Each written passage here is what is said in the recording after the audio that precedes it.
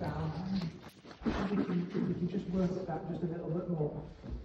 And the crescendo is just a little bit of warmth, and then a couple of bars later it's mezzo forte. So mezzo forte is just a warm start. Let's really try and work at the low dynamic, but keep the air flowing. Two before A, please. Two before A.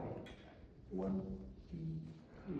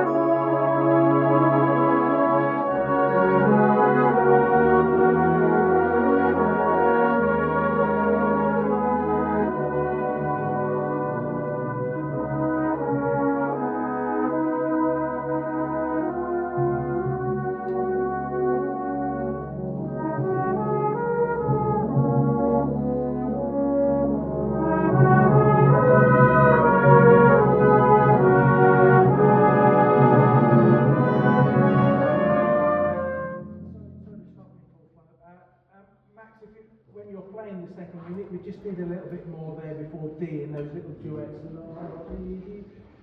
It's in second baritone, so I've had a message from the owners who's not got away from work. So just sort of, well, make sure you're balancing it at all times and be positive. It's all right. It's all right. Want to before D, please. Six before D on the Menno Mosso. 6 before D. 1, 2, 3.